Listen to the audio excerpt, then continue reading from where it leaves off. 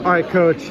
DMR champions. Yeah. There's so many people here celebrating with you guys right now. How amazing does this feel? Oh, it was earlier today. I was sitting in the hotel room and I had kind of a deja vu moment because I was sitting in Sadie and Riley's room, who are the bookends, the 1200 and the anchor, and it took me back to 2021 when I was sitting in Olivia Hoy and Courtney Wayman's room. So I sent the four of them a text and just said, like, something about the sisterhood and just running the DMR, and I had a good feeling about it. But then it got a little messy in the middle, you know, and Riley, I mean, I know what she can do on that anchor leg, which is why we chose going, you know, anchoring the DMR and then running the 3K instead of the open mile. And she's got a tremendous kick, and she just was so patient and listened and executed. It was just really fun. We didn't really come in talking about a win, but we came in, she knew, like, hey, if you're sitting in second, you can do something amazing. Yeah, I guess to talk about the highs and lows of your own emotions during that race, because that was one of the more chaotic DMRs in recent memory. Yeah, so the thing is like watching the mile race, even on the men's side, the women's side, there were a lot of people going down, and so I really just didn't want to be in trouble. I felt like if we were in top 3 the whole time, we'd stay out of trouble, but it didn't end up working out that way, and so it did get a little messy, and I was panicked.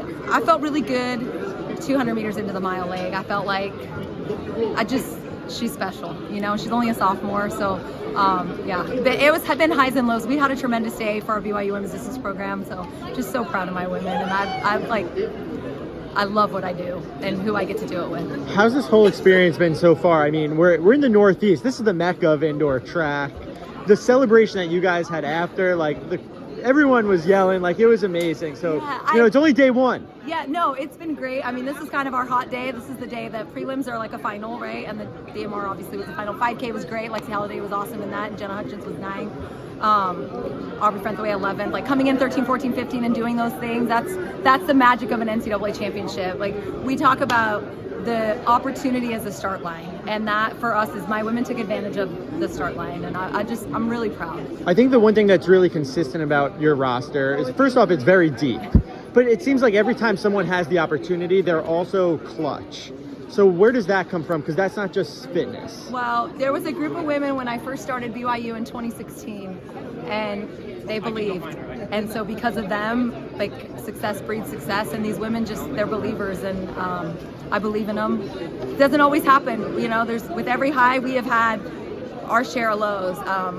And I hate to bring it up because November in cross country, you know, we're ranked 3rd going in, we win the Big 12, and my women placed 14th, and some of those women showed up today, and I told them after that, like, you know, the caterpillar thinks the world is ending, and then it turns into a butterfly, and I think what you guys witnessed is some really big butterfly moments. So if I could speak to anyone on International Women's Day, it would be you, yep. Especially in this outfit right now. I would just say one thing. This is for International Women's Day.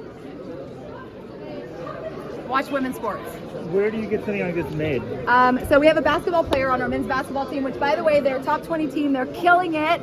And his name's Trey Stewart. He has a little company called Default Happiness, and we message each other about collabing. I was like, you know what, you can make my indoor NCAA's outfit, and this is what he designed. It's a little extra even for me, but I'm rocking it. So I think my women were really surprised and inspired, hopefully. Yeah.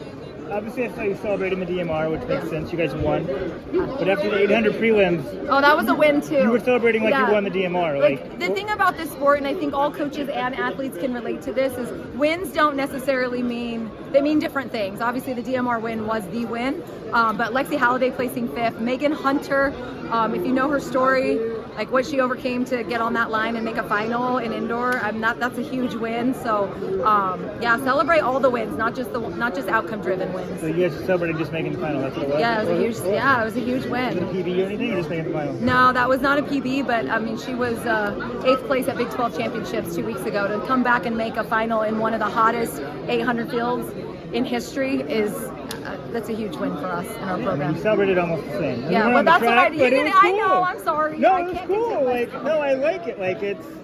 I think that's why your girls like running for you so much. Like, I hope so. I like coaching for them. Yeah. Speaking of